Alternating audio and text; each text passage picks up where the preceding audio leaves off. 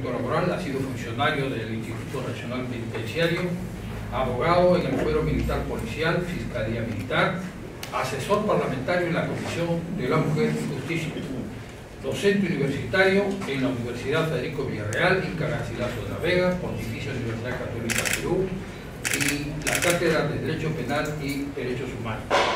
Tiene el profesor importantes publicaciones que corresponde destacar: la cientificidad del derecho penal, el debido proceso y su trascendencia, crimen organizado y delitos que atentan a la seguridad y defensa nacional, conferenciante también nacional e internacional, y es miembro importante de las comisiones de estudio del Colegio de Abogados de Lima. En primer término, vamos a saludar con un fuerte aplauso la presencia del distinguido maestro doctor Mario Luis López Figueroa.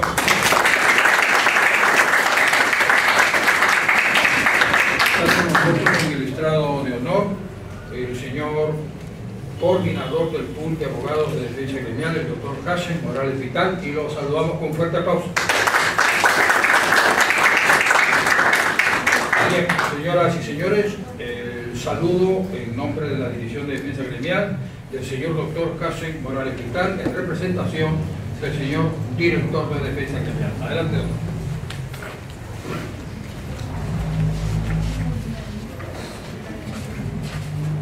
Bien, con todos muy buenas tardes. Doctor Mario López, en esta oportunidad, continuando con las capacitaciones permanentes y de manera constante, porque es la única forma que el abogado se mantenga activo, ¿no? Que esté siempre nutrido de conocimiento. Y en esta oportunidad, doctor Mario López, agradecido de que usted compartiera el área de defensa gremial. Y el día de hoy vamos a tocar un tema importante con el doctor: principios constitucionales de derecho penal de hoy.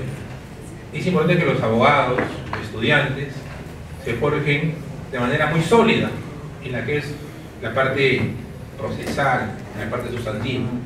Creemos que es trascendente conocer todos y cada uno de estos principios, que a veces son un poco olvidados, ¿no?, en nuestros manuales, y son de aplicación obligatoria en las defensas que uno viene a realizar. Sin más, lo dejo con el doctor Mario López para que lo pueda deleitar con su exposición. A todos, muchas gracias.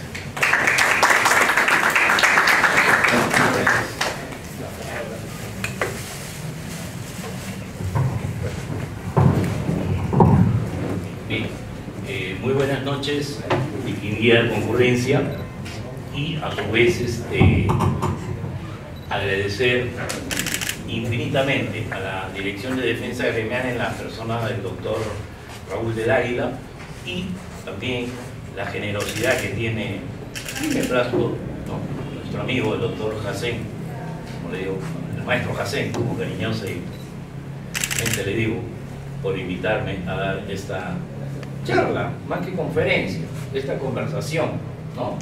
Creo yo que esta invitación es un poquito inmerecida hacia mí. Miren, en derecho penal, básicamente, ¿no?, básicamente el derecho penal, se habla hoy día de la constitucionalización de este rama del derecho. Perfecto. Pero esto no es nuevo. No es nuevo. Porque ya, si nosotros nos remontamos a 1747, en el libro de los delitos y las penas, o sea, de los delitos y las penas, en el libro de Cesare de Beccaria, nos hablaba, por ejemplo, ¿no? ¿Y qué cosa era eso hoy día? El principio de proporcionalidad, ¿cierto? Nos hablaba de lo que llamamos la prisión y el tratamiento penitenciario. Simplemente le decía la prisión y el trato a los prisioneros. ¿Y qué conocemos hoy día? Lo llamada readaptación social y beneficios penitenciarios, ¿cierto? Pero luego, y así, un sinnúmero de cosas, de los llamados crímenes de lesa majestad también hablaba. ¿Qué cosas son los crímenes de lesa majestad? Para él eran los llamados crímenes de lo que hoy llamamos del crimen organizado, o los llamados delitos especiales. Cuando hablamos de los delitos especiales, ¿no?, es un sinnúmero de tipos penales que nosotros conocemos, y así sucesivamente. Entonces, 1747 con Cesare de Beccaria. Pero aparece en 1789 una gran revolución, que valga la redundancia, revoluciona al mundo. ¿Cuál es esa? La Revolución Francesa. Entonces, posteriormente a ello, a la Revolución Francesa, aparecen los enciclopedistas y eran pues perseguidos por la decadente corona de Luis XVI y María Antonieta. Entonces, ¿qué hacen ellos? Ellos crean unos sistemas también, miren, la generosidad de los enciclopedistas. Ellos crean sistemas jurídicos punitivos para poder sancionar a los que abusaron en el momento que ostentaban el poder y la corona. Dentro de ellos tenemos el llamado debido proceso. Vamos más allá, 1215, con la famosa Carta de Juan Sin Tierra, o como algunos llaman, que yo no estoy de acuerdo, la primera constitución inglesa. Ustedes saben pues que Inglaterra no tiene constitución, simplemente se basa en el tema del derecho en el common law y en las tradiciones, ¿cierto? Muy bien. Sin embargo, seguimos avanzando en 1215 y se da fundamentalmente en ello la norma de Juan Sin Tierra. ¿Qué decía él? Que nadie o ningún ciudadano podía ser apresado sin debida autorización judicial y sin debido proceso, y es lo que hoy conocemos en la actualidad como el rule of process, o sea, las reglas del proceso en el common law. Entonces, luego seguimos avanzando, se sigue avanzando en ello. 1821, Perú, América Latina, la independencia, la constante lucha entre el nuevo orden y el viejo orden, ¿sí? Las luchas políticas, las luchas sociales, las conquistas sociales. Entonces, sigue avanzando. Llegamos a la primera, o a la Constitución de 1822, 1823 también, en la cual se respetaba el derecho al credo, el derecho a las asociaciones, pero no se respetaba ni se ponía de manifiesto lo que era el ser humano. Ya a partir de la Constitución de 1856 se genera, por ejemplo, en esa Constitución hubo la abolición de la pena de muerte. Entonces, no solo en la Constitución del 93, como algunos equivocadamente dicen, no, la Constitución del 93 tiene que no hay la pena de muerte. No, falso. En la Constitución anterior que acabamos de mencionar, sí se abolió la pena de muerte. 1. 2. Se crean los sistemas más ordenados de justicia, vale decir lo que hoy conocemos como el poder judicial. ¿Se dan cuenta? Seguimos avanzando. Luego llegamos a la Constitución de 1900, han pasado un montón de constituciones, pero las siguientes constituciones no mencionaban la claridad en cuanto, por ejemplo, a la presunción de inocencia, en cuanto a la estructura jerárquica del Poder Judicial, ni menos pues hablaron del Ministerio Público, ¿no? Como dice el maestro Zaffaroni, en los países de América Latina existe una institución que se llama Ministerio Público que no tiene menos de 70 años, institución incolora, encargada de realizar siempre apremios y detenciones muchas veces indebidas. Hace una crítica Zaffaroni en su libro Derecho Penal Constitucional, al igual que Muñoz Conde, que después lo vamos a ver. Entonces, seguimos avanzando hasta 1979 y es a partir de 1979, en la Constitución del 79, donde comienza la llamada jurisdicción constitucional penal.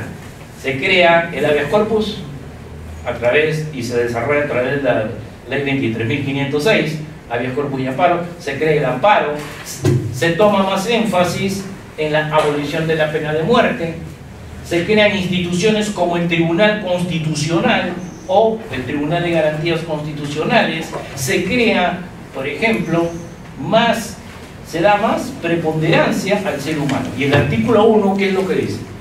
Miren, engloba muchas cosas. La Constitución del 79. La persona es el fin supremo del Estado y la sociedad. Con eso te dice todo. Con eso te dice todo. El Estado debe protegernos a nosotros y nosotros también proteger al ciudadano. ¿No es cierto?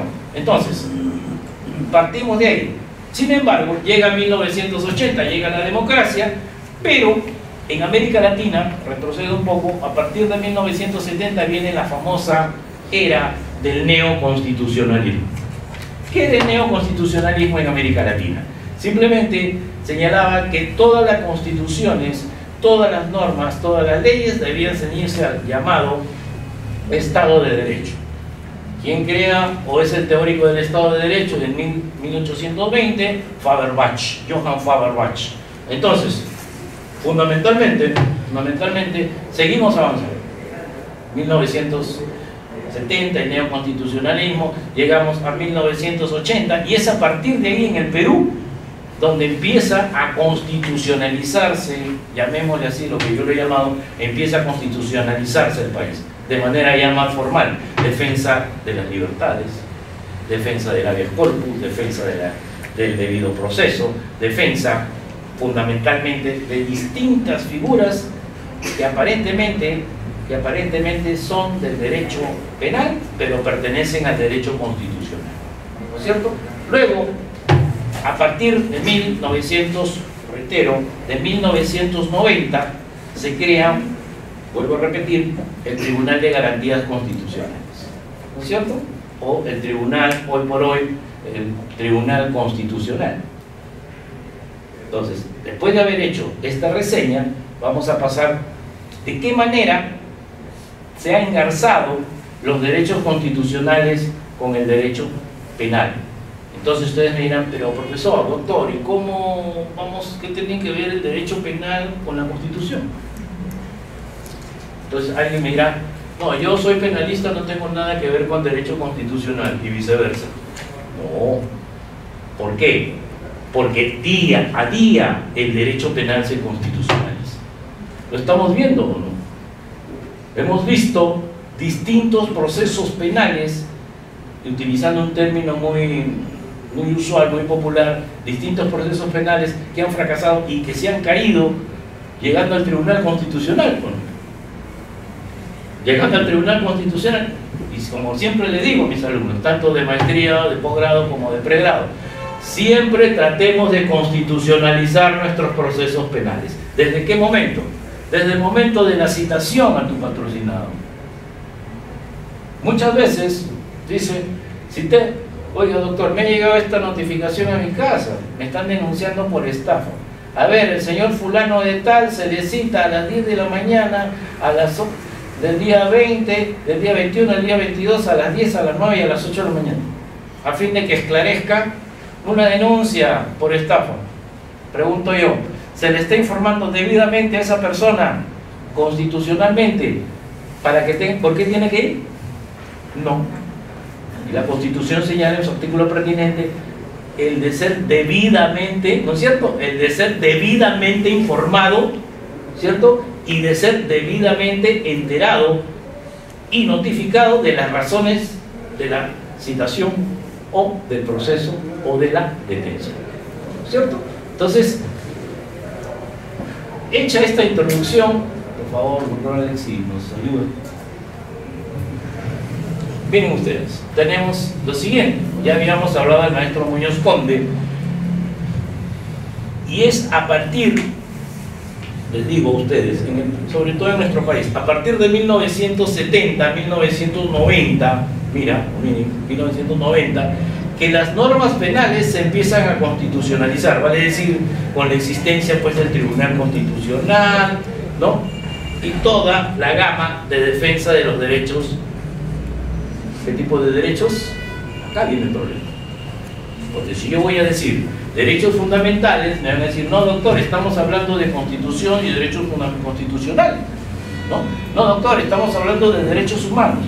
Pues, no existe una ley de derechos humanos. No existe una ley de derechos fundamentales ¿no es cierto? Entonces, ¿qué es lo que aplica estas teorías del neoconstitucionalismo? Que en todas las constituciones del mundo se van a plasmar todas las libertades fundamentales del ser humano. ¿Ok? Entonces, pero todas las normas, ¿no? O vale decir, todas las normas que se dan, tienen que estar, eso está fundamentado en el neoconstitucionalismo, tienen que estar básicamente engarzados, enganchados con la norma constitucional. Y miren lo que dice, la legitimidad, el derecho penal para aplicar el ius puniendi, el derecho penal. ¿Quién tiene la capacidad de ius puniendi nada más, de dar normas? El Estado, ¿no es cierto? El Estado. Pero para hacer ello tienen que ser legítimas sus normas. Un Estado, hoy por hoy, el Estado social y democrático de derecho, él no puede dar una norma y decir, ¿sabe qué? La Constitución del 93 dice que no hay pena de muerte en el Perú, entonces todos aquellos, mira, que abusan sexualmente de un niño o de una niña menor de 14 años hay que fusilarlos. Entonces la pregunta es, ¿estaríamos dentro de un Estado social y democrático de derecho? No, pero hay que matarlo, pues. O hay que matarlo. O ese señor que hace tal o cual cosa, que tiene malas costumbres en el Estado, hay que fusilarlo, pues. Hay que matarlo. Entonces, ¿en qué caeríamos? En el abuso del poder. En la transgresión del principio de los llamados principios limitadores del poder punitivo. Y eso nos dice Muñoz Conde cuando señala y dice: el poder punitivo del Estado viene de la Constitución, ¿no? Su origen está en la Revolución Francesa, como lo acabamos de decir, en el pensamiento más o menos en el siglo XVII. Por consiguiente, vale decir que la norma penal, ¿en qué se tiene que afianzar? En principios constitucionales. Por ejemplo, yo recuerdo, estudié en los 80, una cosa era estudiar, ¿no? Éramos alumnos en pregrado, una cosa era estudiar Derecho Penal con el profesor tal, y otra cosa, ¿no?, era estudiar Derecho Constitucional con el profesor tal. Pero el profesor de Penal ni por acá nunca nos hablaba de la Constitución, nos hablaba de los delitos, de tentativa, ¿no?, de parte general. El profesor de Constitucional nos hablaba pues de la norma constitucional, la Constitución, pero nunca nos hablaba de penal.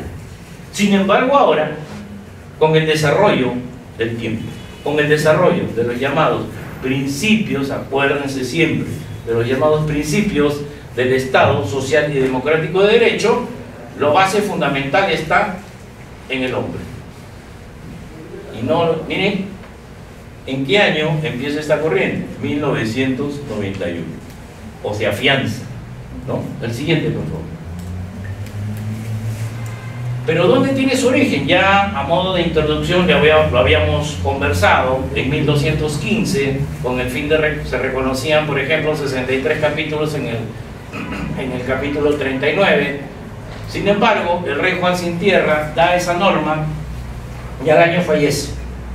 Y obviamente lo reemplaza otro rey, generando fundamentalmente o acentuando, afianzando los derechos de los ciudadanos. ¿Qué decía fundamentalmente él? ¿No?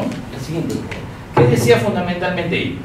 Que ningún ciudadano, porque en aquel momento, ¿no?, existía el impuesto en Londres, en Inglaterra, existía el impuesto a la harina y al carbón. Es como pagar los impuestos a la SUNAT, ¿no es cierto? Pero ello acarreaba, el no pago, era draconiano también, el no pago acarreaba una detención inmediata y hasta la pena de muerte, ¿no? Entonces, ¿qué pasaba? ¿Cómo se da? Se dan estas normas, 1215, en la cual señalaba que todas personas que haya cometido, hoy llamamos delitos tributarios, vamos a utilizar un término moderno, ¿ya?, que haya cometido delitos tributarios, ¿no?, inmediatamente tenía que ser sometido a un debido proceso o a la debida incriminación. Y es así como se va avanzando en los orígenes del llamado debido proceso. ¿Por qué? Porque para entrar a la constitucionalización del derecho penal o los principios constitucionales del derecho penal, primero, ¿de dónde tienes que partir? Del debido proceso. Conocer lo que es el debido proceso. Muchos dicen, no, muchos colegas, felizmente que no están presentes, dicen, se ha vulnerado el debido proceso a mi patrocinado, dicen. Y llegan su informe oral hasta la Suprema, ¿no? Y los Supremos le dicen, sí, se ha vulnerado pues el debido proceso. Y doctor, ¿y en qué etapa del proceso se ha vulnerado el debido? No, se ha vulnerado el debido proceso porque el Ministerio Público actuó pruebas mal obtenidas. Entonces, para que no les pase esto, diríamos así: se ha vulnerado el debido proceso, señor presidente, en la vertiente de la carga de la prueba planteada por el Ministerio Público. ¿Cambió la cosa o no? ¿Eso se entiende más? Entonces los supremos o los superiores dirán, entonces el Ministerio Público ha actuado pruebas viciadas. Y así sucesivamente, ¿no? Es que, ¿sabe qué, señor presidente? No me dejaron hablar, me cortaron el día de la audiencia y la defensa penal es irrestricta. ¿Qué? ¿Le cortaron? ¿Lo citaron a usted? Sí me citaron, pero ¿sabe qué? Me dieron más que 5 minutos y yo quería hablar 20 minutos. Se cortó el debido proceso. No se cortó el debido proceso, porque simplemente a ti te citaron a audiencia, ¿usó la palabra? Sí. ¿Hablaste? Sí. ¿Qué querías hablar esta mañana?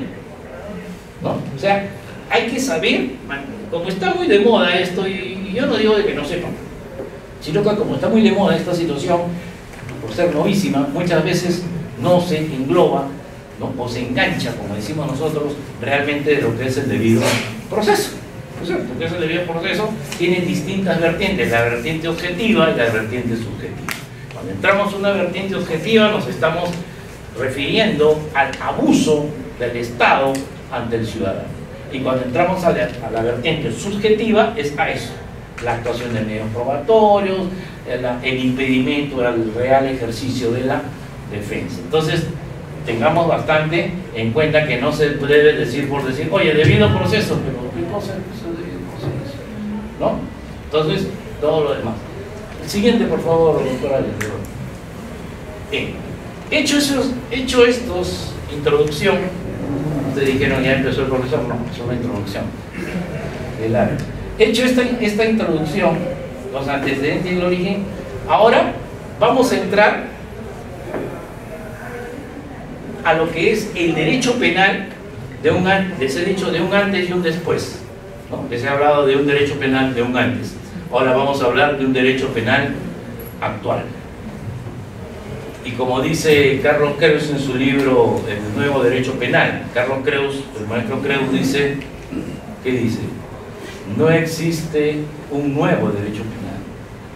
Lo dejamos entender, ¿no? Dice, el nuevo derecho penal del siglo XXI. No existe un nuevo derecho penal, porque si existiría un nuevo derecho penal, habría cambiado la doctrina, habría cambiado los principios de la tentativa, habría cambiado los principios de la parte general, ¿no es cierto? De un nuevo derecho penal.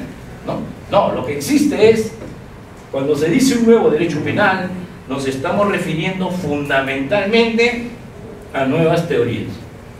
¿Pero teorías de qué? ¿De un derecho penal eminentemente punitivo? No, sino de un derecho penal eminentemente garantista, ¿cierto? De un derecho penal eminentemente que antepone los derechos del ciudadano, que antepone los derechos humanos, que antepone las libertades, que antepone los derechos fundamentales. Entonces, yo pregunto aquí, como conversaba con otros, ¿no? Colegas, desgraciadamente hemos caído mucho en la teoría, mucha teorización del derecho penal, porque hasta el día de hoy algunos jueces y fiscales no cambian el chip, ¿no? Y me disculpan algunos presidentes que trabajan en la judicatura. Yo digo, cuando llega la notitio crimini al Ministerio Público, va a decir la denuncia, la noticia criminal, ¿cuál es la actitud del fiscal? Está versando sobre la presunción de inocencia, o simplemente para él ya subjetivamente, ya eres culpable. Culpable, ¿no es cierto? Igual es en la etapa policial. Y no, sí. Es más, hemos llegado a un extremo, y lo he visto por la profesión, ¿no?, que al testigo, en vez de hacer las preguntas en la testimonial, lo incriminan al momento de las preguntas. El fiscal, no la policía, porque etapa testimonial en el Ministerio Público, ¿no? Lo incriminan, pero usted estuvo ahí, ¿y usted cómo sabe? Yo diría, oye, entonces ¿usted para qué me cita? Tú me has citado, yo no he querido, yo he venido porque quiero colaborar en el esclarecimiento de la denuncia y de los hechos. Yo soy un colaborador. Claro que es mi obligación como ciudadano, pero yo soy un colaborador, tú no tienes por qué incriminar. Entonces, vuelvo a repetir, hay un antes y un después del derecho penal. Un derecho penal antes, eminentemente punitivo, eminentemente castigador, ¿no es cierto? Sin embargo, hemos pasado, artículo 1 del Código Penal, que dice que se combaten, ¿no?, los delitos y las faltas, y es preventivo. Muy bien. Pero hemos pasado de un derecho penal preventivo hoy día, o ayer, a un derecho penal de naturaleza eminentemente garantista. ¿Y cómo es eso, profesor? Yo le pregunto y le digo a ustedes, ¿no? Vemos todos los tipos penales. ¿Sí? Sí. La mayoría de tipos penales se dan penas suspendidas, ¿o no? Estafa, hurto, apropiación ilícita. Le dirán, doctor, robo agravado. No se dan penas suspendidas, pero te aplican los llamados beneficios procesales, ¿no es cierto? Terminación anticipada, colaboración eficaz. ¿Te das cuenta? Esos son beneficios procesales. En otros casos ya son beneficios penitenciarios del 2x1, el 5x1, que es una cuestión muy aparte, es ejecución penal. Entonces, estamos entrando eminentemente a un derecho penal fundamentalmente garantista. El siguiente, por favor. Entonces, teníamos, el anterior. Teníamos el principio, tenemos lo que vamos a desarrollar, el principio de proporcionalidad, el de legalidad, de culpabilidad, principio del debido proceso, principio de defensa, y acá viene lo nuevo. Del tribunal competente. Pues lo vamos a explicar. Luego, el indubio por reo, la presunción de inocencia, la tutela de jurisdicciones efectivas, y otra novedad. Que dice el reconocimiento de los derechos humanos. Entonces, ¿estamos frente a un derecho penal eminentemente garantista o no? Entonces, doctor, ¿y cómo es eso el reconocimiento de los derechos humanos? El juez, el fiscal, está en la obligación de invocar los acuerdos internacionales de Naciones Unidas, por decir, o la Declaración Universal de los Derechos Humanos. Juez que no invoque eso en su sentencia es causal de nulidad. Hoy, ¿se dan cuenta? Fiscal que no invoque ello en la formalización de su denuncia o posterior a su investigación preparatoria, no vale esa acusación. Ojo, metámonos eso en la cabeza, no vale esa acusación. Ahora, cuando entramos, me voy a saltar un poco, cuando entramos al tema del indubio por reo, mayormente con el código nuevo existe la figura del sobreseimiento, ¿no? Sí, existe la figura del sobreseimiento de la causa, que fundamentalmente está dado en mérito a que simplemente esos indicios no llegaron a ser pruebas. Yo recuerdo que simplemente, años 80, a todo el mundo lo denunciaba el fiscal, ¿no? A todo el mundo lo denunciaba el fiscal. Y al final se iban presos, se iban detenidos. Y la pregunta es, en el año 80, ¿y por qué no? En los años 90, ¿se invocaban principios constitucionales del derecho penal? No, ¿qué voy a hablar de constitución? Yo soy penalista, yo soy del tribunal, del famoso tribunal, no, maestro, del famoso tribunal correccional de Lima. Yo soy el juez instructor penal de Lima. ¿Yo qué voy a hablar? Simplemente para mí es acción, tipo, tipicidad y delito, y punto, y se acababa el mundo. No, hoy no.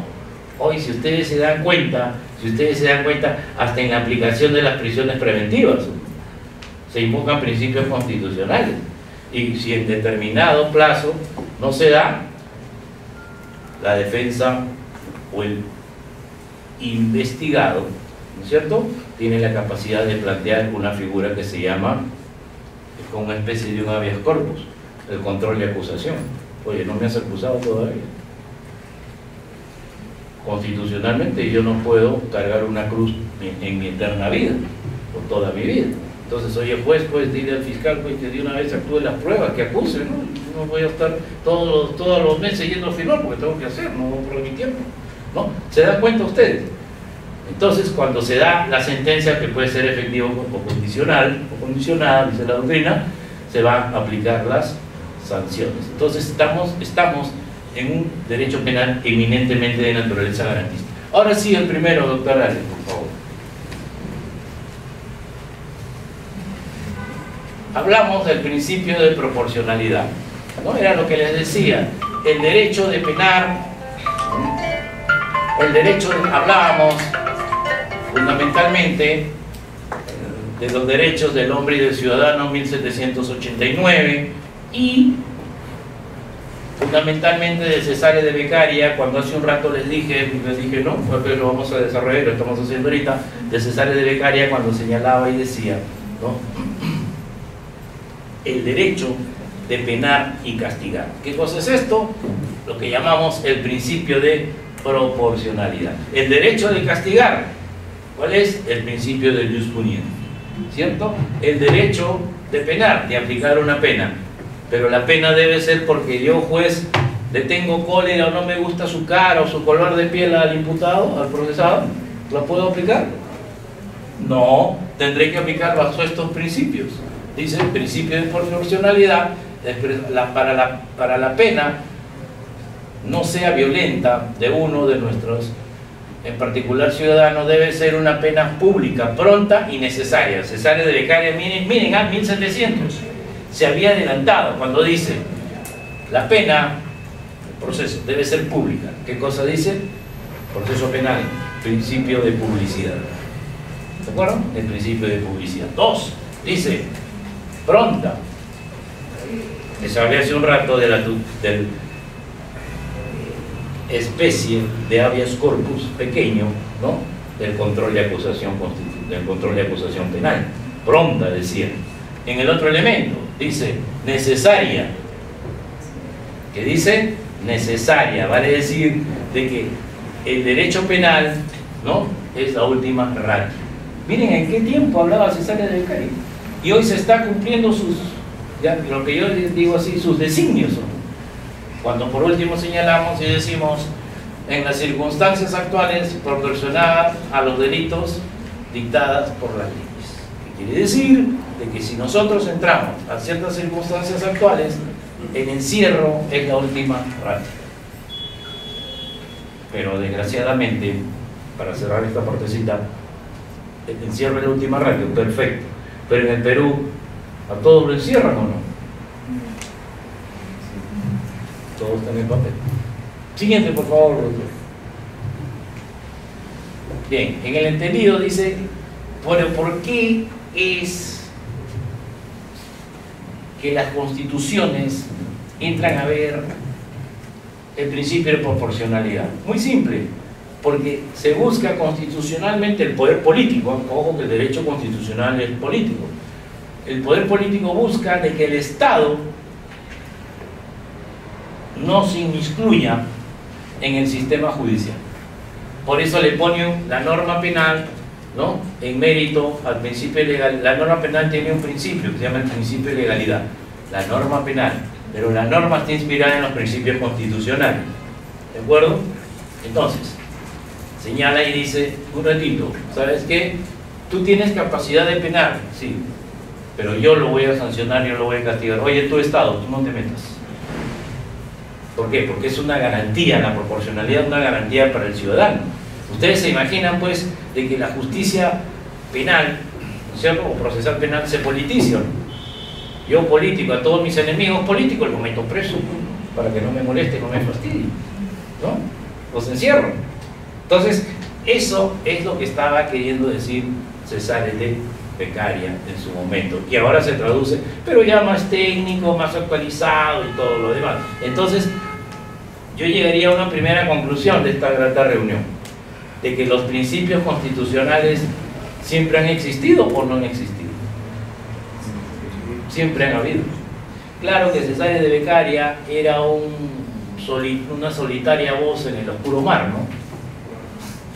Una solitaria voz en el oscuro mar, nadie le hacía caso, hasta que llegue el neoconstitucionalismo en el mundo en 1980 y en 1970 en América y en el Perú en 1990. Entonces, sobre esa base es que se tiene que caminar. El siguiente, por favor. Dice, el principio de proporcionalidad obliga a ponderar la gravedad de la conducta, el objeto de la tutela y las consecuencias jurídicas. Es decir, esa es una mención que hace Zaffaroni. Zaffaroni mucho menciona agencias, el término agencias, en su libro Derecho Penal y Constitución. Dice, jurídicas de constatar al menos que el costo de derechos de la suspensión. Cuando él dice, bien, es decir, que las agencias jurídicas deben constatar al menos que el costo de derechos de la suspensión del conflicto. ¿Qué está queriendo decir? De que el encierro es la última ratio. La pregunta es, hay dos cosas. Si el encierro es la última ratio y yo lo encierro a él, ¿va a generar un costo estatal o no? Definitivamente que sí, ¿no es cierto? Entonces, por eso señala, dice, los derechos, el costo menor en la suspensión de derechos para solucionar el conflicto. Guarde un mínimo de proporcionalidad con el grado de lesión que se haya provocado, con el grado de lesión que se haya provocado. Vale decir, por ejemplo, una persona que comete un delito de homicidio culposo, pero es un delincuente ocasional. Yo creo de que amerita una pena, pero una pena suspendida. Porque ¿cuánto nos va a generar que esté allá en la escuelita, como dice, o de vacaciones? ¿Cierto? Entonces, otro joven que sea sancionado a la edad por robo, por hurto agravado, joven de 20 años, ¿puede rescatarse ese muchacho o no? Claro. No, pero yo le pongo pues 4 años efectiva. Porque yo soy un juez, pues. Yo soy bien malo, ¿no? Para que los demás vean. Ese es otro elemento. El derecho, ¿por qué nace, como dice Juan Bustos Ramírez, ¿no? En su libro Derecho Penal General, ¿por qué nace el derecho penal? A ver, ¿por qué creemos? Porque a alguien se le ocurrió.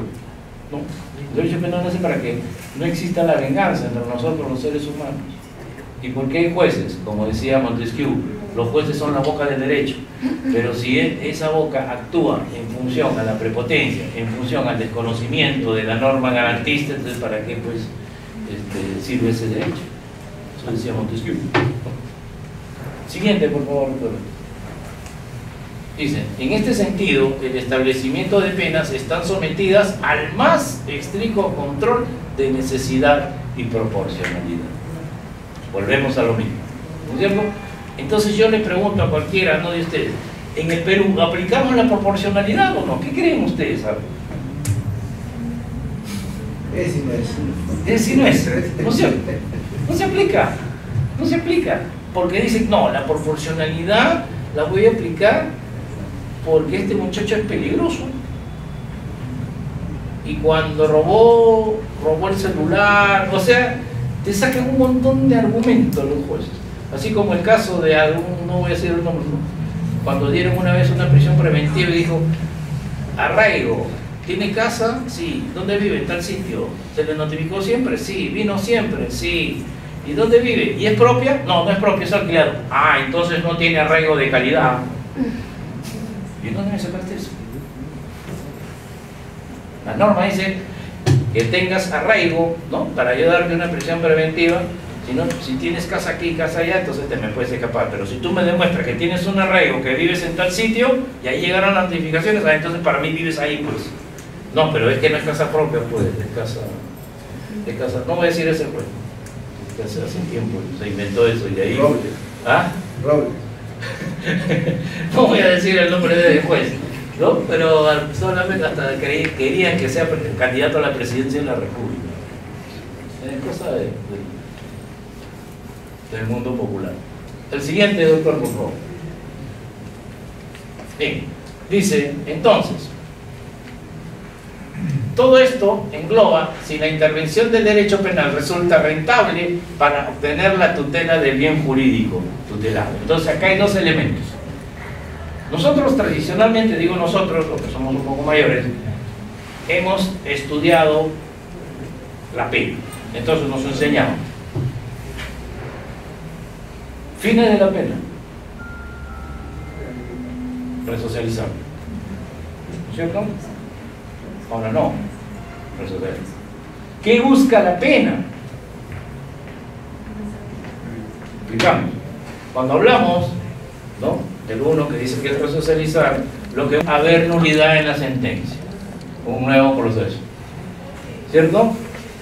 ¿Por qué? Porque no se respetó el principio de la responsabilidad restringida, todo demás. Si bien es cierto, entonces estamos en el 1, dice, la intervención del derecho penal resulta rentable para obtener la tutela del bien jurídico. ¿Resultó rentable con esa sentencia que le dieron a ese muchacho? No, pues, porque ¿saben qué hizo?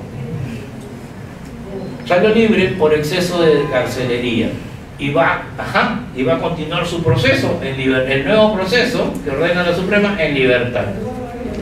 Entonces, la pregunta es, ¿al Estado le hizo un doble gasto?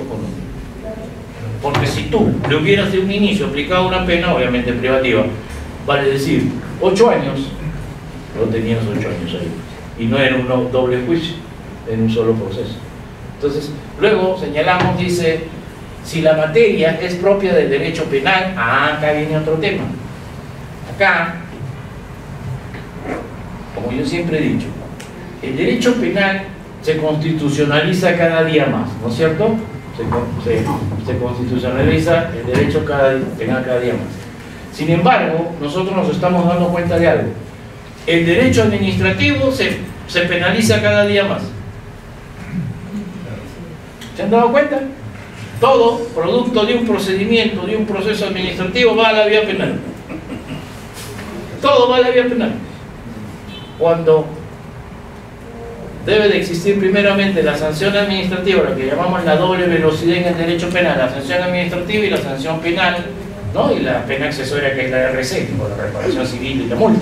Entonces, ante eso, jóvenes, estamos viendo que resulta a veces innecesaria o innecesario ir al derecho penal, pues, porque, disculpando la expresión, te va a hacer perder el tiempo. Entramos a otro campo, seguimos en el número 2, dice, en el derecho civil, en el derecho administrativo, bueno, pues, me cerraron mi local, lo denuncio por abuso de autoridad al alcalde, al de fiscalización, a los regidores y a todos los que de la municipalidad. ¿Pasa eso o no? Se perdió el tiempo. No, pues, pero ¿sabes qué? El derecho civil, bueno, invado, yo soy muy respetuoso de las especialidades, pero invado un poco el campo del maestro Jacén. Derecho de familia también. Va a la vía, conversábamos, ¿no? El tema de lesiones, ¿no? Agresión al grupo familiar. Decían, no, entonces vamos también a la vía. Entonces, todo le estamos encargando, si ustedes se dan cuenta, jóvenes, colegas, todo le estamos encargando al derecho penal. Me dijo tal cosa, difamación, calumnia, injuria grave, querella, vamos al juez penal.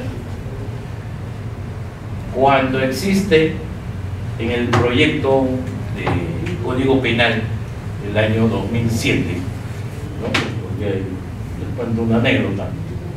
El año 2007-2008 tuvimos la suerte de estar en la Comisión Revisora del Código Penal en el Congreso, éramos 2 docentes por la Universidad de Villarreal. Entonces, se instaló la comisión, ¿no? Como dicen, con bombos y platillos, bocaditos, ¿no? En la Comisión de Justicia del Congreso. Y Resulta que solo nos reunimos en instalación, porque hasta el día de hoy ya no nos volvimos a reunir. Hubo una segunda reunión en la cual te dejaban a cada miembro de la comisión una especie de tareas. Y por ahí había, me acuerdo, el maestro Lucho Lamas Puccio, le tocó ver los delitos contra el honor. Y la postura del doctor Lamas Puccio y de la comisión era que los delitos de difamación e injuria grave pasen a la vía civil y no al derecho penal. ¿Por qué? Porque el resarcimiento, ¿cuál es? ¿Que me pagues o no? Poco me interesa que lo sentencien o se vaya presa a esa persona. A mí me interesa que me pague porque me dijo y según yo me sentí ofendido o me calumnió. ¿No es cierto? Nada más. Entonces, pero desafortunadamente solamente nos reunimos una vez y ya nunca más hasta el día de hoy. En la comisión revisora del código, es el código 91, el código Brown, como dicen, ¿no? Luego entramos 3. Si compensa la utilización del poder punitivo del Estado. ¿Será necesaria la intervención del Estado en un tipo penal? El ejemplo que les acabo de poner, en una calumnia, ¿será necesaria que entre el Estado, lo sentencie, te cite al señor, a la señora? Ese juez pues tiene que ver delitos contra el honor, beneficios penitenciarios, porque ya no hay los jueces de ejecución penal, tiene que ver los procesos, tiene que ver robos, estafas, apropiaciones ilícitas, puntos, un montón de delitos. ¿O no? Entonces, ante eso, entramos y decimos si compensa la utilización del poder punitivo. Toda esta gama que estamos conversando y viendo es lo que trae, entre comillas, vuelvo a reiterar, las nuevas ideas, ¿no? El nuevo contenido de un derecho penal de vida. Ustedes se dan cuenta, a diferencia de otros tiempos, simplemente castigar, castigar, castigar y encerrar. Castigar, castigar y encerrar. Hoy no es así, ¿no? Seguimos. Siguiente, por favor. Dice, las intervenciones del Estado para activar el ejercicio del jus puniendi, dice, tiene que haber una necesidad efectiva, idoneidad, proporcionalidad. Seguimos, si ustedes se dan cuenta, busca mucho lo que es la proporcionalidad. ¿Fundamentado en qué? En la acción. Muchas veces se rompe la proporcionalidad en lo que es la acción. O sea, como decía Beccaria, ¿no? La acción y la pena. La acción de penar, o sea, pena y delito. Muchas veces la pena a aplicar no va con el delito. Y se olvida algo importante. Ya la famosa teoría de las condiciones personales para aplicar la sentencia a un ciudadano, a un imputado, ¿no? Pasó de ser un mero acto procesal a tener un contenido de naturaleza constitucional. Y hoy no se aplican las penas, sentencias o sanciones teniendo en cuenta, jóvenes, ¿qué cosa? Las condiciones personales, ¿no? Entonces, como dice Jacobs, ¿no? La crisis del derecho penal se la debemos a los funcionalistas puros. ¿Por qué? Muy simple, pues, porque el funcionalismo, ¿qué dice? Acción, tipo, tipicidad, ya, ¿qué delito de robo? Ya, tanto, no menor de 20, no menor de 15 ni mayor de 8, ya, ponle 10. ¿Así actúan los jueces o no? Así opinan los fiscales, ya, ponle 10. Funcionalismo puro, pues. Oye, pero ¿tú has visto qué situación lo llevó a que ese muchacho asalte o robe? ¿Tú has visto si tiene personas dependientes de él? ¿Tú has visto si tiene quinto de media? ¿Tú has visto de repente si tiene capacidad de culpabilidad? ¿No es cierto? No, es que la norma dice así, pues. ¿Hay jueces que te dicen así o no? No, es que la norma dice así. Funcionalismo puro, pues, que nos llevó al fracaso del derecho penal, ¿no? Frente a la escuela garantista, frente a la famosa escuela del mal por mal, la escuela clásica del derecho penal, ¿te acuerdas, no es cierto? El mal por mal, yo hago un mal. O famoso teoría de Lenin, la teoría del utilitarismo penal, ¿no? Lo que me sirve, lo que me es útil, me sirve, aunque no interesa arruinar vidas. Entonces, felizmente que eso va en decadencia, y no les hablo del derecho penal del enemigo, que afortunadamente también ya está de declive. El siguiente, doctora. Seguimos, dice principios, principio de legalidad, principio de certeza, el principio de inclusividad, entre otros. Entonces, ustedes se dan cuenta que todos esos elementos, que para sacar una sentencia tenemos que ampararnos en todos esos elementos, ¿o no? La cosa no es fácil. Hoy por hoy simplemente saco una sentencia en función a lo que antes les he mencionado. Acción, tipo, tipicidad, cuántos años tiene, ya bueno, sanciónalo, mételo preso, enciérralo, ¿no? Y lo estamos viendo, ¿no? Yo, el año 2010, a lo que conversaba con los alumnos de maestría de Villarreal, sí, 2010-2011, y les decía, a uno como jueces, fiscales o policías, les decía, oiga, y generábamos discusión, ¿no cree usted que se está abusando de la prisión preventiva?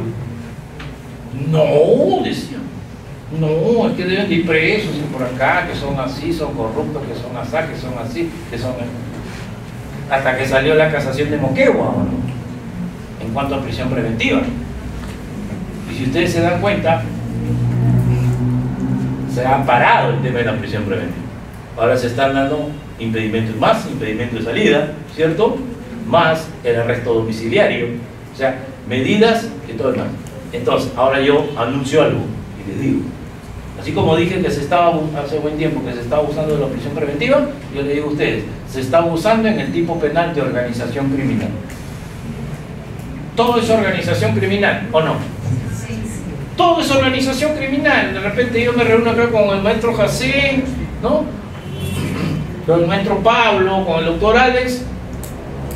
Ah, no, se han reunido porque seguro quieren asaltar un lugar o van a hacer algo malo.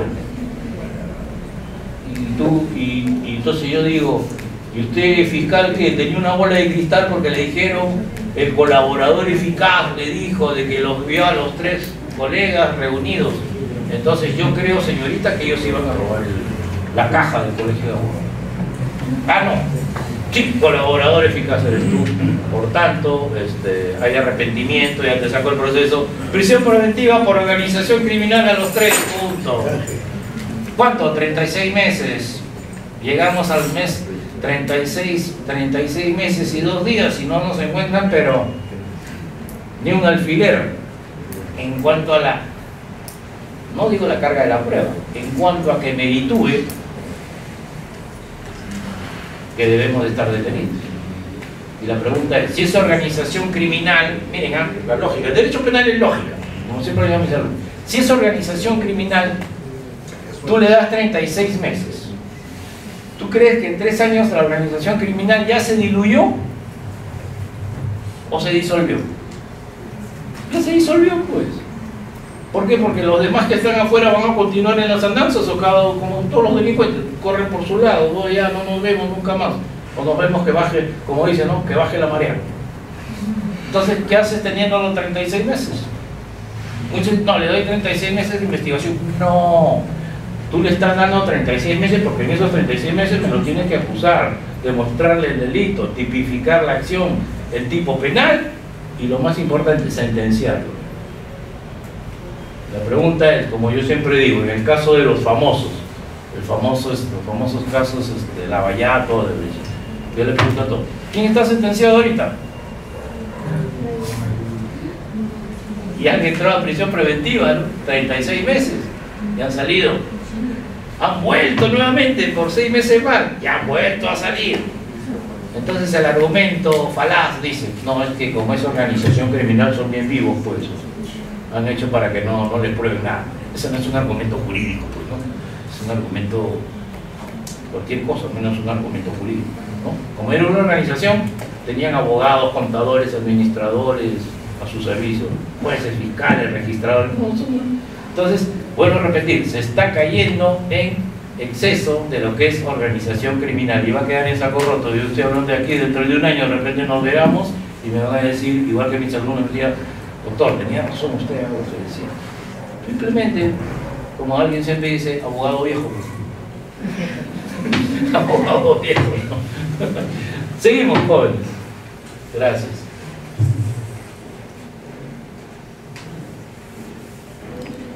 Entramos a un segundo principio, que en mi opinión, ¿no? Y como dicen algunos maestros, ya lo decía el maestro Blume, presidente del TC, es el más importante. Tú puedes aplicar la proporcionalidad, pero si no tienes el principio de legalidad, no puedes aplicar la pena. Tú puedes tener el principio del indubio pro reo, pero si no tienes esto, ¿para qué te sirve? Entonces, entramos, dice, la consagración del principio de legalidad es un principio, ¿no?, de uno de los fundamentos esenciales del Estado de Derecho. Vale decir que la norma penal se tiene que atener ¿a qué?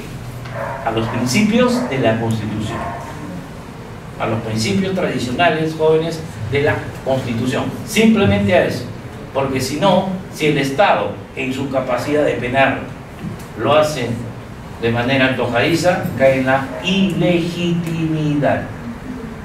Sí. No, doctor, sí, te digo. ¿Recuerdan ustedes? Bueno, ustedes no recuerdan, no nacían todavía, pero están arriba de 40 años. ¿El Estado en algún momento combatió los delitos de terrorismo o no?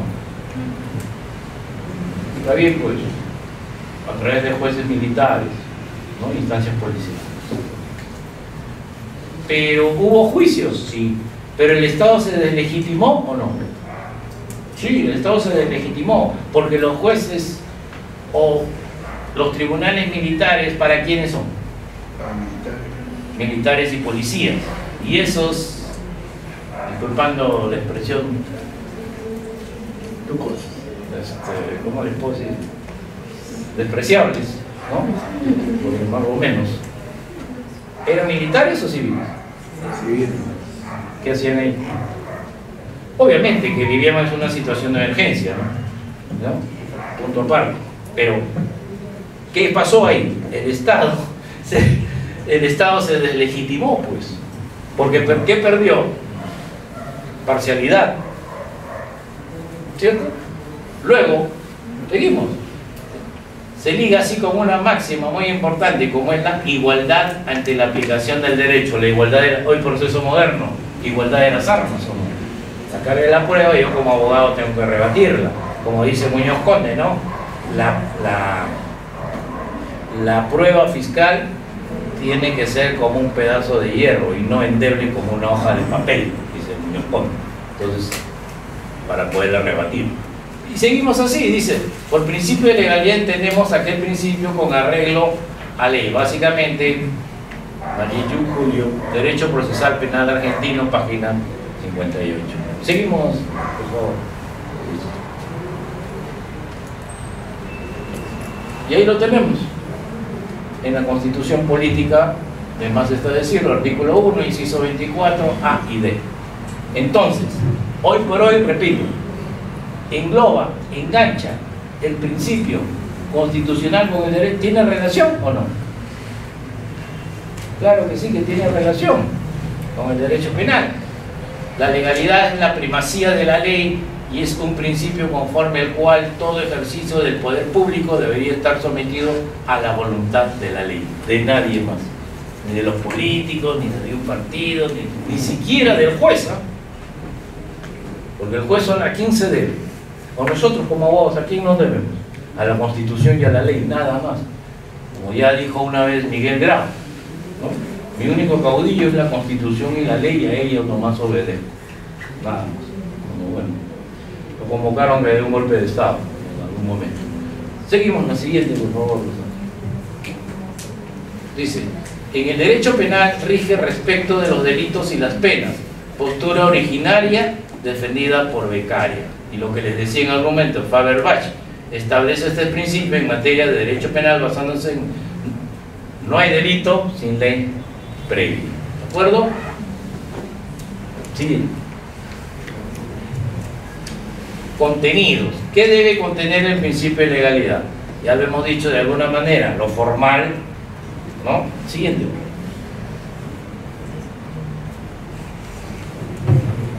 y en el sentido material. En algún momento les hice ver en esta sesión. Seguimos. No lo quiero cansar, es bastante amplio, pero la gran mayoría creo que tiene la clase, ¿no? La sesión de hoy. Bien. Dice, otra institución del derecho penal. Otro gran problema. El derecho penal tiene dos grandes problemas. El tema de la prescripción y la autoría mediata. Cuando hablamos de prescripción, ha sido entendida por una parte como un instituto del derecho penal. Algunos dicen que es una institución del derecho procesal penal. Bueno, es discusión aparte. ¿Por qué? Nosotros hablamos, perdón, y decimos que el derecho penal, la prescripción es parte del derecho penal, ¿cierto? Es una institución. Sin embargo, hay ciertas posturas que dicen que los delitos de lesa humanidad, los delitos de corrupción de funcionarios deben ser contra los derechos humanos también, deben ser imprescriptibles. Yo le pregunto a ustedes, no es mi ánimo tomar partido de un lado u otro, solamente del lado del derecho penal.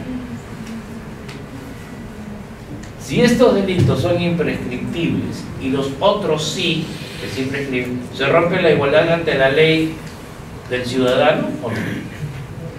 Como yo cometo este delito, no prescribe, pero como él comete el otro, para él sí prescribe. ¿Se rompió el principio de igualdad ante la ley o no? Entonces, ese es el gran problema que tiene el derecho penal de hoy, las taras del derecho penal antiguo, ¿no? El derecho penal antiguo, en el cual dice, oye, los delitos, no, esos no van a prescribir. Y por tanto hay una postura a favor y una postura en contra. El otro gran problema que tiene el derecho penal, que rompe también el principio de legalidad, no es el de autoría y participación, eso es lo de menos.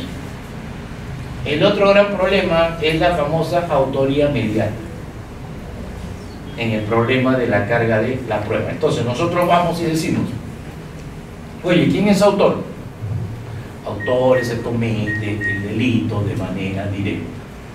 Coautor, aquel que lo comete y facilita la ejecución de un delito. Cómplice, aquel que conoce los hechos posteriori, ¿no?, a la perpetración del hecho delictivo. Ah, oye, qué bien, ¿ah? ¿Quién es autor mediato? ¿Cuál es la respuesta? Ninguna, pues, porque la estructura, no es cierto, se ríe así, la estructura del derecho penal está hecha para eso: autor, cómplice, instigador, cómplices primarios, secundarios, encubridos, en fin, ¿o no? ¿Y dónde ubico yo al autor mediato?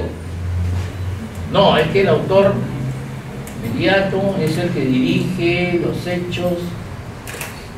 No, pues ese se llama el hombre de atrás, ¿o no? No se llama autor mediato.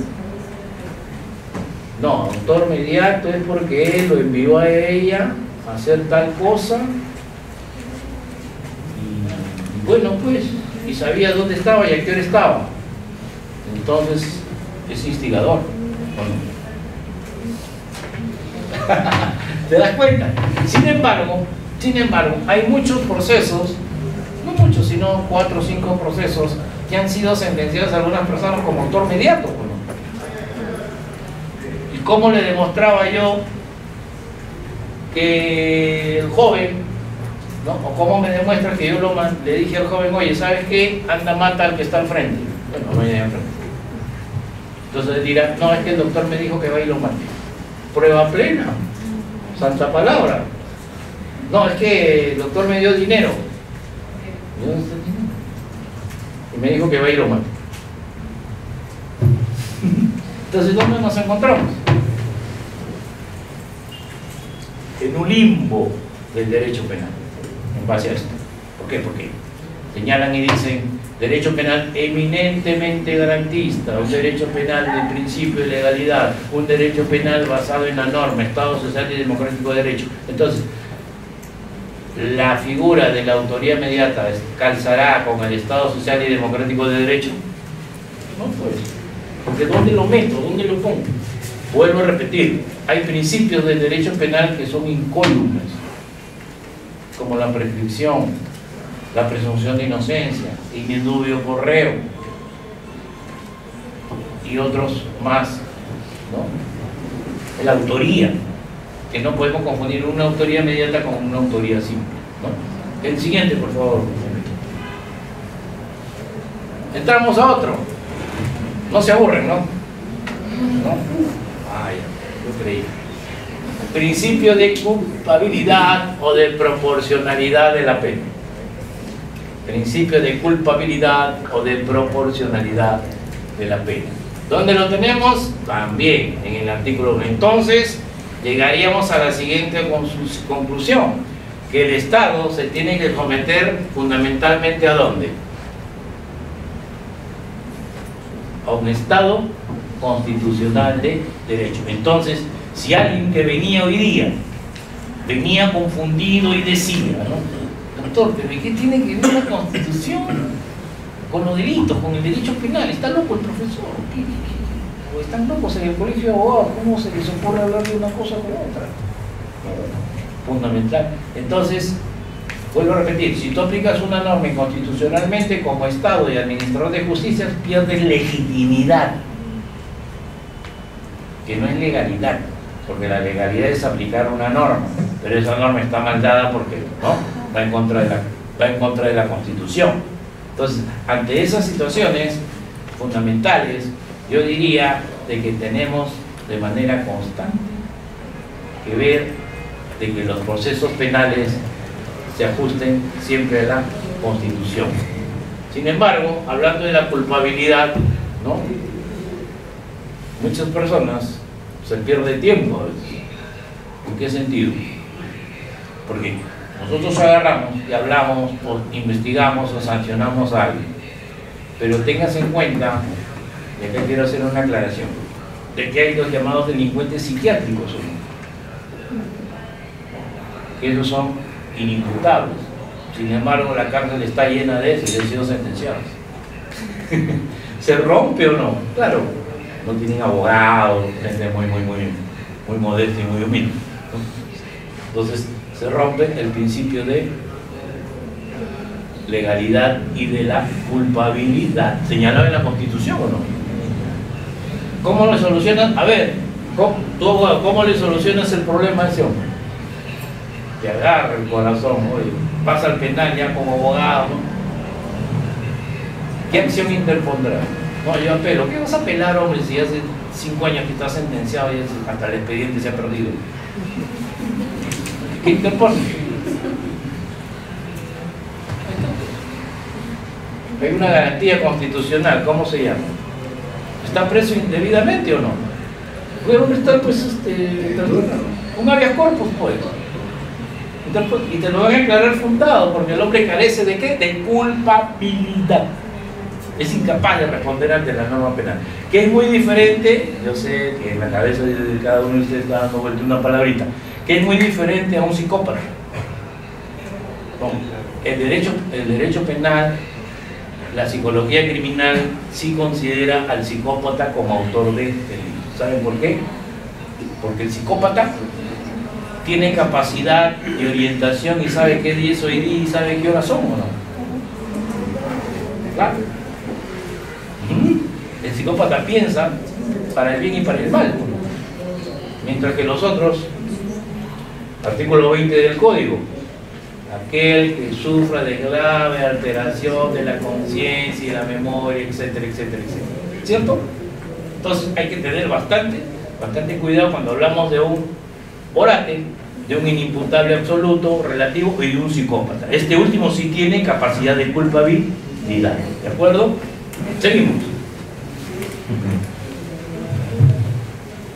Y acá hay las distintas apreciaciones de Milpuy, de Jacobucci, ¿no? Que señalan que consideran que bajo la expresión principio de culpabilidad se puede incluir diferentes, lo que les decía hace un ratito, del psicópata y del orate. Se puede incluir diferentes límites al jus puniendi. Igual postura casi es el maestro Iacobucci.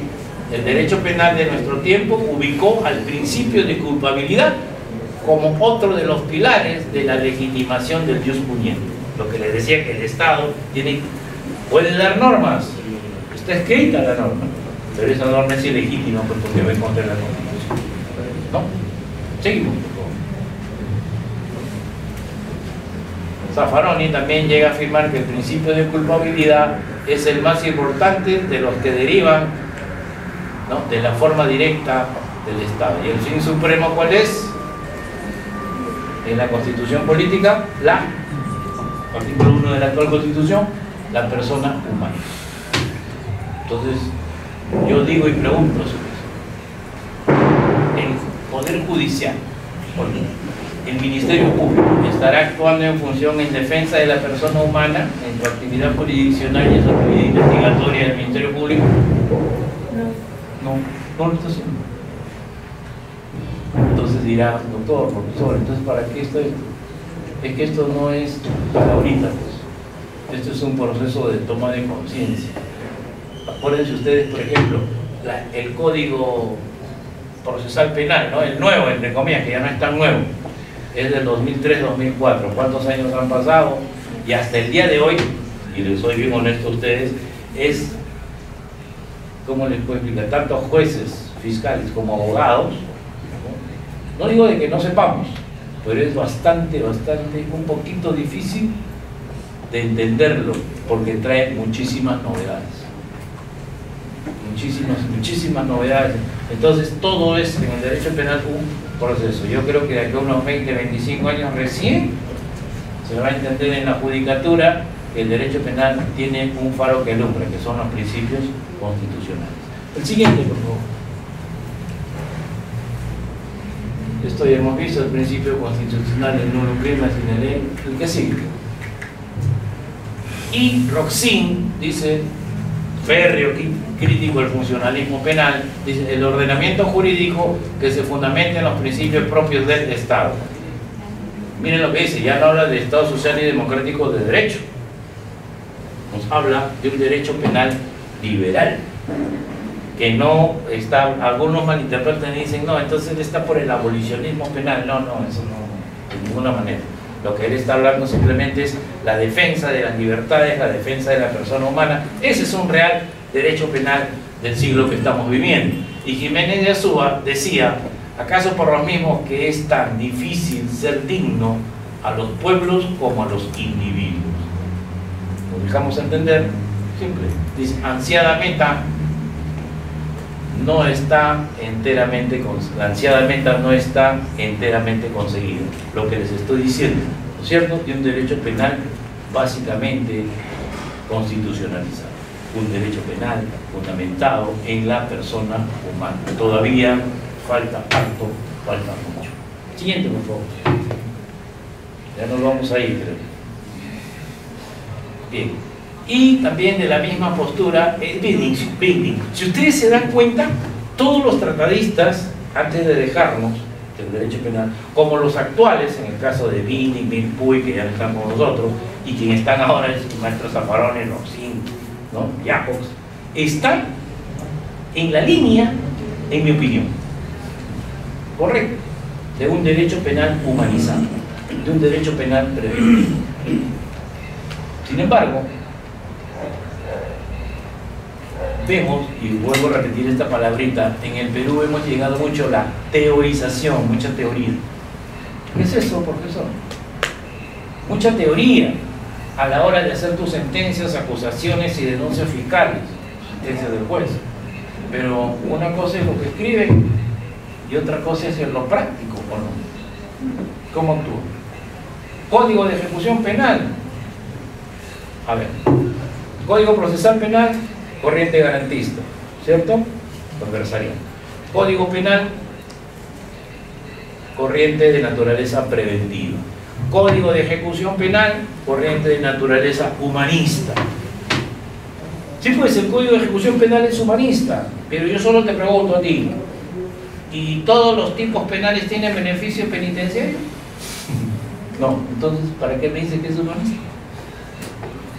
Estás yendo en contra del humanismo penitenciario. Los tienes encerrados y te generan, esa gente, bueno, no es el caso, te generan más problemas todavía, ¿no? Porque se dedican a cosas que no deben hacer. Entonces, todo es, reitero, demasiada teorización. Entonces alguien me dice, doctor, ¿entonces para qué nos enseña esto? No es para qué te enseño esto, simplemente que ustedes, cuando ejerzan la profesión, van a ser unos adalides y unos abanderados de un derecho penal del siglo XXI, ¿no? No es que se quede en el papel. El siguiente, por favor. Así es, principio del debido, el principio del debido proceso. Ya lo hemos dicho que tiene su origen, ¿no?, en el rule of process, vale decir, en las reglas del debido proceso, en la Constitución, entre comillas, de Juan Sin Tierra de 1215 y 1217, y como antecedente la Revolución Francesa. Y todo esto es lo que motiva el debido proceso: la independencia jurisdiccional, que lo tenemos en el 139 de la Constitución, la motivación de las resoluciones, las instancias, instalación opuesta, mis disculpas, instancia plural, sentencia que se haya resuelto con el procedimiento previo, y todo eso. Todo eso debe contener una sentencia. Por consiguiente, ustedes cuando vean una sentencia o una acusación fiscal, van a tener que ser unos reales cazadores, porque todo eso tiene que estar acompasado con esta premisa. Si faltase uno, miren, pueden ganar. Si faltase uno, porque todo tiene que ser a la vez. Seguimos, por favor, el siguiente. Dice, el debido proceso es un principio jurídico procesal, ¿de acuerdo? Entonces, en la cual señala que deben de existir reglas mínimas o estándares, lo cual yo no estoy de acuerdo, ¿no? Reglas mínimas para el inicio de un proceso y se interprete con un límite fundamentalmente a las leyes y obviamente a los procedimientos legales, lo que les decía a ustedes hace un buen rato en la parte introductoria. ¿Sí? Bien, entonces era lo que les decía el Cartum Libertum. Las leyes inglesas toman más fuerza en la Constitución de los Estados Unidos, cuando señala y dice: la verdad os hará libres, ¿no? Entonces, fundamentalmente, ya Estados Unidos en su momento, en la independencia, recoge las reglas del debido proceso. Tengan en cuenta de que ellos aplican el principio del common law. Y si nosotros nos ponemos a pensar, el Código Procesal Penal nuevo recoge principios del common law. Como, sí, por ejemplo, la colaboración eficaz, la negociación que se hace, en el buen sentido, entre nosotros, la defensa, el imputado y el Ministerio Público. Los beneficios procesales, la decisión temprana, reitero, la colaboración eficaz, la terminación anticipada del proceso, los acuerdos reparatorios, ¿no? Eso es un recogimiento del common law. El siguiente, por favor. Y así sucesivamente tenemos que todo debe ajustarse a la Constitución política. Dice acusado, el imputado o imputada o procesado, eventualmente esto viene a ser, todos estos principios vienen a ser de alguna manera una garantía procesal, no son meros principios que están en el papel. Principio de legalidad, principio de probabilidad, de proporcionalidad. Adelante con lo que sigue.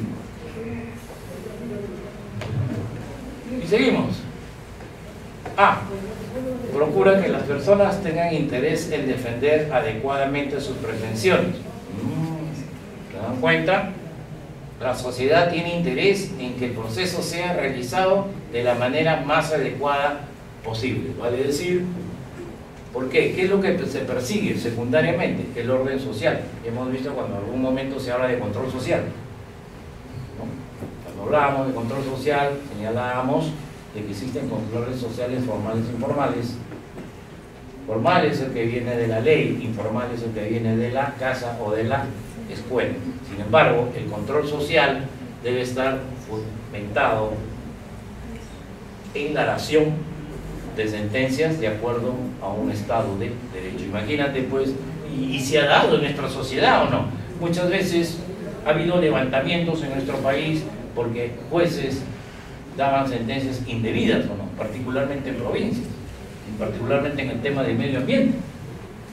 Entonces no se ajusta, entonces genera una alarma social, un desorden, diría yo al revés, un desorden social. Siguiente. En términos generales, dice, el debido proceso puede ser definido como el conjunto de condiciones que deben cumplirse para asegurar la adecuada defensa de aquellos cuyos derechos u obligaciones están bajo la consideración judicial. ¿Quién lo dice? Ahí está. Entonces, la corriente moderna de hoy es que se debe, entonces la pregunta sería, doctor, profesor, en el tema del debido proceso, ¿solamente se da en el ámbito penal? No. El debido proceso se da en todo, penal, civil, administrativo, etcétera, etcétera. Doctor, y en una acusación constitucional en el Congreso, también. ¿Me dejo entender? También. No, pero el Congreso, bueno, por ahí salen algunos sabios, ¿no? El Congreso no es instancia, el Congreso no es Ministerio Público, el Congreso no es Fiscalía. No, un ratito, el Congreso investiga hechos. Que quede claro. ¿Ya? El Congreso, por experiencia lo he visto, el Congreso investiga hechos y que con esos hechos hayas atentado a la Constitución. Perfecto. Mientras quien investiga, tipifica y denuncia delitos es el Ministerio Público. Esos hechos que van en contra de la Constitución, ¿no es cierto?, el Ministerio Público le da forma delictiva. ¿Me dejo entender? Eso es en el Parlamento. Le dan forma delictiva y lo lleva al juez. Y el juez es el que va a sentenciar, absolver o condenar. Entonces, quede bastante claro. Es decir, no, investiga o no, él puede investigar, pero sus comisiones, pedir facultades de comisión investigadora y primero citarte. No, yo no quiero ir, pues no, sí te puede citar el Congreso. El Congreso te puede citar, puede citar. Primero vas en calidad de investigado. Perdón, primero vas en calidad de invitado. No de testigo, porque los testigos los cita la Fiscalía. Y luego pasarás en calidad de investigado, si es que existen evidentes hechos, ¿no?, en función a lo que se te está investigando. Y luego la Fiscalía, ¿como que te citará? Como imputado, pues, si es que existen indicios razonables de delito. ¿Se dan cuenta cómo va cambiando la instancia? ¿No? Pero aunado a que es parte de todo esto del debido proceso, es parte de todo esto del conglomerado de principios constitucionales. Adelante con el siguiente. El derecho de defensa. Mayer, según el maestro Mayer, dice lo siguiente, ¿no? El primer extremo de la citada norma extiende la protección constitucional o cualquier procedimiento, no solo al penal. Lo que les decía hace un rato, no solo al penal, y como tal es reconocido como un requisito esencial para la validez, para la válida constitución de un proceso. ¿Qué tipo de proceso? Lo que les he explicado, ¿no es cierto? El proceso puede ser penal, civil. Por ejemplo, en un proceso laboral, ¿puedo invocar los principios que se vulneran el debido proceso? Claro que sí, ¿no? En un proceso de familia también, ¿no? ¿Qué tiene el gran problema? Pues, mientras que la norma es de naturaleza garantista, adversarial, contradictorio, la mentalidad de los que investigan es inquisitiva acusatoria, entonces no calza, pues. Siempre vas a tener problemas. ¿Sí o no? Sí, dice la doctora. Adelante. Esta es una novedad. Entonces, otra, ya entramos hemos visto un antes, ahora ya entramos al después. Dice, tribunal competente. Cuando hablamos, ¿por qué se habla mucho de tribunal competente? Porque a lo largo de la historia, en nombre del derecho penal, como en nombre de muchas cosas, jóvenes, se han cometido barbaridades. Sí. El primer antecedente, el juicio de Nuremberg. El juicio de Nuremberg sino si es que le correspondía. No fue un tribunal competente. ¿Por qué fue el juicio de Nuremberg no fue un tribunal competente? Porque ¿quiénes juzgaron a los nazis? Los aliados. Entonces mañana le vamos a hacer un juicio del Perú a los generales chilenos de la guerra con Chile, ¿no? Entonces vamos a hacer parciales o imparciales. ¿Ah? Parciales, pues lo vamos a mandar al paredón y a la horca toditos, ¿no? Entonces eso es la novedad en un proceso penal. Me permito leer, dice: la imparcialidad de los órganos jurisdiccionales competentes. El Tribunal Constitucional sostiene que el derecho a ser juzgado por jueces imparciales. Y ese es el gran problema. Me desvío un poquito, ya entro un poco al derecho penal internacional de la Corte Penal Internacional, que se dice que la Corte Penal Internacional ha sido creada con un sesgo político, con la finalidad de poder sancionar a los ejércitos de las potencias. Tan es así que la Corte Penal Internacional, que es parte del Estatuto de Roma, no lo ha firmado pues China, Japón, Estados Unidos, Rusia, ¿no? Y Israel, otra potencia más. Son los 5, imagínense, y los 5 son miembros del Consejo de Seguridad de Naciones Unidas. ¿Por qué crees? ¿Por qué? Porque paran guerreando, Israel con los palestinos, Estados Unidos invadiendo, Rusia invadiendo pues con Chechenia, hoy la guerra con Ucrania. ¿Se dan cuenta ustedes? Me han desviado un poquito que el derecho penal de hoy se desvía también al lado internacional, ¿o no? O sea, va creciendo. Ya el maestro Jesús María Silva Sánchez, en su libro La expansión del derecho penal, dice que por qué el derecho penal se expande. No, muy simple, dice él, porque venimos de una sociedad postindustrializada y nos encontramos en un proceso globalizador donde se rompen fronteras, desaparecen las mismas y estamos en la sociedad de los riesgos. Hoy por hoy estamos en una sociedad donde al salir no podemos coger un riesgo, ¿no? Supuesto que sí, pueden robar, pueden matar, todo lo demás. Entonces estamos sobre esa idea. Entonces seguimos, mi amigo. Cuando habla del juez imparcial, inmediatamente tenemos que remontarnos al tema de los derechos humanos. Entonces yo digo, si tú estás con la norma constitucional, ¿cierto? Un pilar. El otro pilar, si tú estás invocando o llevando tu proceso de acuerdo a las normas internacionales o estándares, como llaman ese término, que no estoy de acuerdo, a las normas internacionales de los derechos humanos, ¿quién te va a poder contradecir en tu defensa? Y tú estás con la Constitución. Más allá, ¿quién hay? No hay nada, pues, ¿no? Entonces, por eso vuelvo a reiterar, siempre le digo, constitucionaliza tu proceso, desde que le llegó la notificación al chico, a la chica, o al señor. ¿Y por qué? No, vino el policía y lo dejó tirado.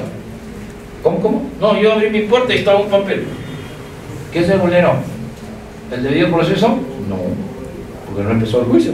Se vulneró el debido proceso investigatorio. ¿Cómo es eso? ¿Sí? Por supuesto, pues se vulneró el debido proceso investigatorio, el debido procedimiento investigatorio, no proceso, porque el juicio todavía no empezaba, ¿no? El debido procedimiento investigatorio, ¿por qué? Porque la declaración policial es un proceso investigatorio o un procedimiento. Es un procedimiento. Y ya lo hemos dicho en las diapositivas anteriores, ¿no? Eso del debido proceso se aplica a toda instancia. Es un procedimiento. Entonces lo dejaron tirado, pues. ¿Qué se vulneró? El principio constitucional al ser informado del por qué te han denunciado y por qué tienes que ir allá a declarar. ¿Y cómo remedias eso? Bueno, ya es ánimo de pelear, ¿no? Con un habeas corpus, pues, ¿ante quién?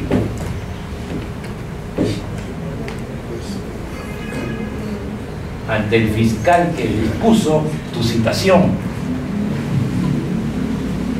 ¿Y qué va a pasar? Ay,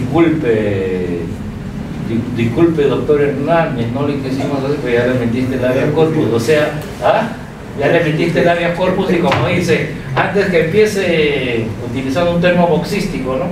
Antes que empiece la pelea, tú ya en la foto me metiste un izquierdazo.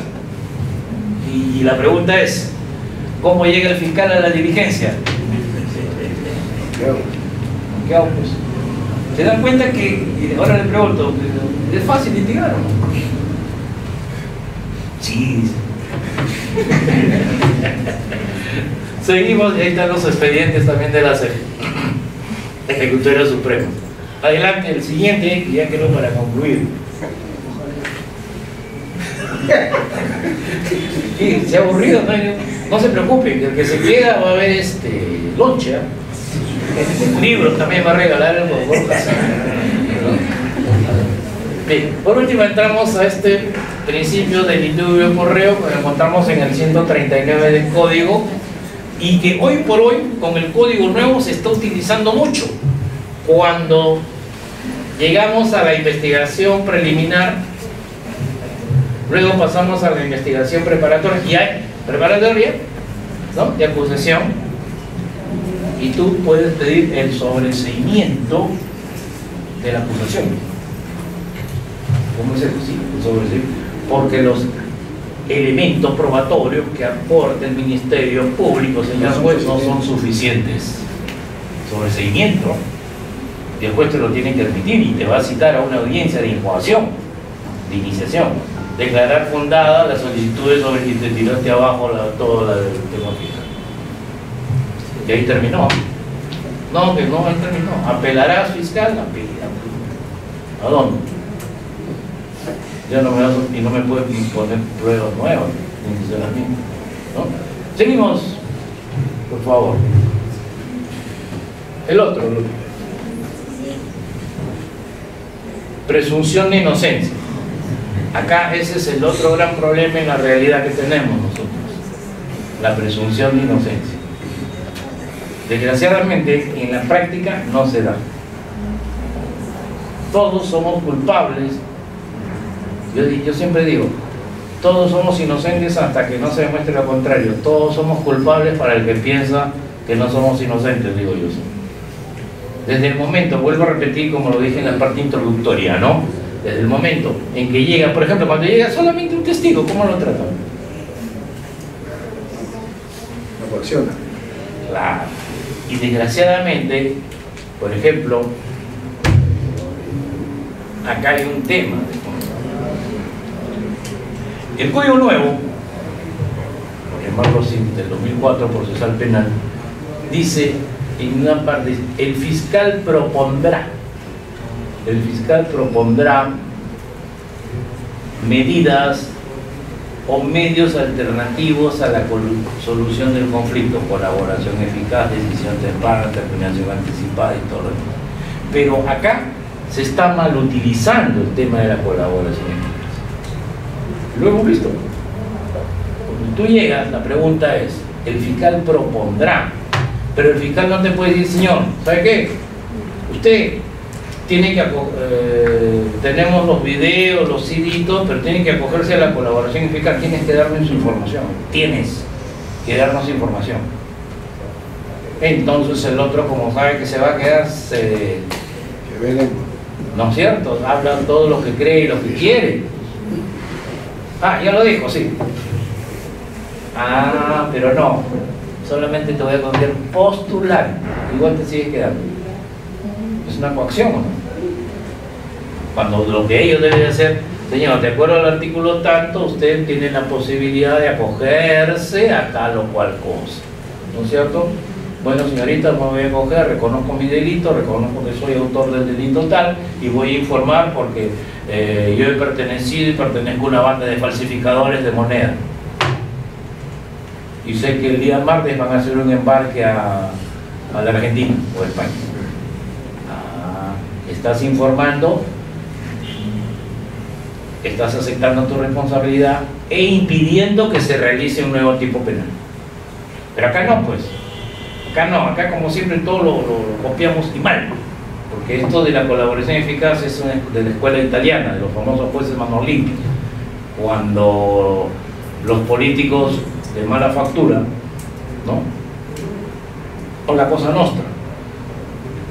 Inundó la política italiana y ¿qué fue lo que pasó? Ingresaron a la política y corrompieron sin alusiones personales, ¿no? Ya. Y corrompieron la política italiana. Italia vivió una inestabilidad política en su momento también, ¿no? Y vulnerando primero el Estado de Derecho. Igual pasó en España con el grupo ETA, ¿no? Entonces, ahorita, por ejemplo, en España, el ETA, todos están saliendo porque se ha vulnerado el debido proceso, como pasó acá en Perú en algún momento. El siguiente, ajá, y la tutela jurisdiccional. Volvemos a Beccaria. Cuando hablaba Beccaria, ¿no es cierto?, de la suavidad de las penas. Él en aquel momento le decía sí, pero hoy se llama la tutela jurisdiccional investigativa. Todos tienen derecho a obtener de los órganos jurisdiccionales formas adecuadas de tutela efectiva. Entonces Beccaria decía la famosa, lo que les dije al comienzo, la famosa la pronta justicia, ¿no? Les dije al comienzo, la pronta justicia, ahí está. Entonces, llegando ya casi al término, ya estos principios básicos del derecho penal siempre han existido, solo que a partir de la Revolución Francesa, ¿cierto?, y a partir de la Ilustración 1900 toma mayor fuerza. Acuérdense ustedes que posterior a la Revolución Francesa nacen los estados, ¿no?, en el cual la corona se separa de la iglesia, los famosos gobiernos teocráticos, ¿no?, la monarquía con la iglesia gobernada, para dar paso a la creación de los estados laicos, ¿no? Iglesia, usted de allá, nosotros hacemos política acá, ¿no es cierto? Seguimos. Y por último entramos al reconocimiento de los derechos humanos. Hoy por hoy, toda sentencia, toda acusación fiscal, toda denuncia fiscal, jóvenes, deberá y tiene que tener la invocación de un texto, si no, no vale. ¿Me dejo entender? Entonces la novedad es que, como en conclusión, primero, juez competente, invocación de los derechos humanos, ¿no es cierto?, en las sentencias, y lo más importante, fundamentar el principio de legalidad, de culpabilidad y proporcionalidad. ¿De acuerdo? Bien, jóvenes, espero no haberlos aburrido, igual que a la grata y distinguida concurrencia, y muchas gracias por su atención.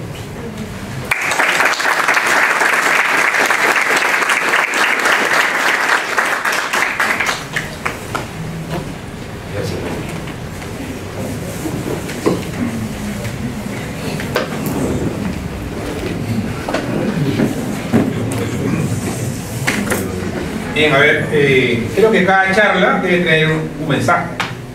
Y hoy día hemos recordado, hemos reafirmado, doctor Mario, ciertos principios importantes. Entonces, si queremos hacer una buena defensa para quienes estamos en el litigio, porque, por ejemplo, a veces nos preguntamos, ¿no? Los que han estudiado Derecho, ¿por qué estudian Derecho? Porque de repente en su familia ha ocurrido alguna situación, ¿no?, que les ha dado alguna indignación, y ha conllevado a que no, ahora yo voy a ser abogado o abogada. Entonces es importante conocer estos principios. Como ha dicho el doctor Mario López, conocerlo implica no solamente leerlo, utilizarlo, sino también aplicarlo correctamente. Pero dentro de todo lo que está haciendo el doctor Mario, me gusta y es muy útil. ¿Cuál? El derecho a la defensa. Entonces, para tal efecto, hay que estar preparados para justamente hacer una correcta defensa donde nos toque, sea a nivel de fiscalía, porque siempre la voz a veces es atropellado, ¿no? Entonces es importante que ustedes conozcan estos principios, se sigan capacitando como nuestra dirección de defensa lo viene haciendo. Creo que hoy día damos un pequeño freno a las actividades académicas, que lo vamos a continuar. Entonces no hay que venir siempre a capacitar solamente por el cartón, ¿no? Uy, están esperando de repente su certificado, ¿no? O algunos de repente, no sé, ¿no? De repente no, mi punto, ¿no? Para mi examen, ¿no? Pero siempre es bueno, porque obviamente el conocimiento que nos da seguridad, corrección. Entonces nos invitamos a que ustedes siempre se sigan capacitando, porque es importante. Bien. Bueno, doctor Mario López, agradecido por su participación. Acá están todos los compañeros de Defensa Gremial contentos.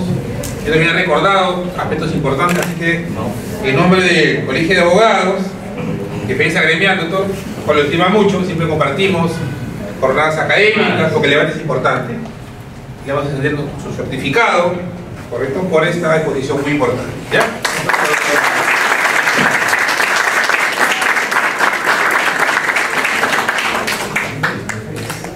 Listo, Gracias, maestro. Bien, jóvenes, gracias por todos ustedes. Buenas noches, gracias.